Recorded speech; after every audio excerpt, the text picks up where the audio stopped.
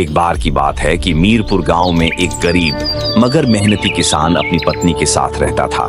उसके पास एक छोटी सी जमीन थी जहां वह अनाज उगाता और बाजार में बेचकर अपना गुजर बसर करता। वह दिन रात मेहनत करता मगर जो कुछ कमाता मुश्किल से उससे घर का खर्च चलता था।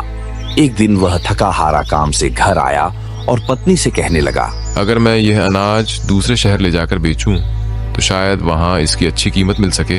नहीं नहीं, इस रास्ते में एक घना जंगल आता है जो काफी खतरनाक है, वहाँ जाना ठीक नहीं। अल्लाह पर भरोसा रखो, कुछ नहीं होगा, मैं सतर्कता से जाऊं। चलो ठीक है, लेकिन ध्यान से जाना।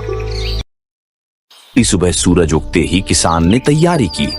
वह एक बोरी अनाज उठाकर दूसरे शहर की ओर रवाना हो गया।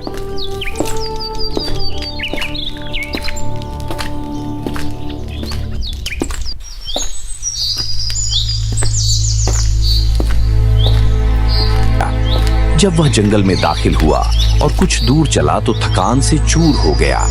उसने एक पेड़ के नीचे आराम करने का सोचा और वहीं लेटकर गहरी नींद में सो गया। इसी दौरान एक चोर आ गया। किसान की अनाज से भरी बोरियां उठाकर चुपके से भाग गया। जब किसान की आंख खुली तो बोरी गायब थी। वह घबराया, सिर पकड़ लिया और रोने लगा। ये सारा दृश्य एक पेड़ के पीछे छुपी एक चुड़ैल देख रही थी। वह दिखने में डरावनी लगती थी मगर दिल से बहुत नेक और हमदर्द थी। चुड़ैल किसान के पास आई और बोली, ए शख्स, मैंने तेरा सारा हाल दरख्त के पीछे देख लिया है। तू परेशान ना हो, तू मेरे को एक सवाल का जवाब दे कि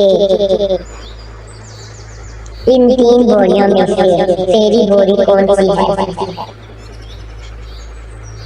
ये वाली जो अनाज से भरी है, यही मेरी बोरी है। सोना और पैसे मेरे नहीं हैं, मुझे सिर्फ अपनी मेहनत की कमाई वापस मिल जाए तो काफी है। तुमने दयानतदारी का दामन नहीं छोड़ा और ईमानदारी के साथ इस सवाल का जवाब दिया। अब इसी ईमानदारी के साथ तुम्हारा इनाम ये है कि तुम 3 बोरियां ले जाओ।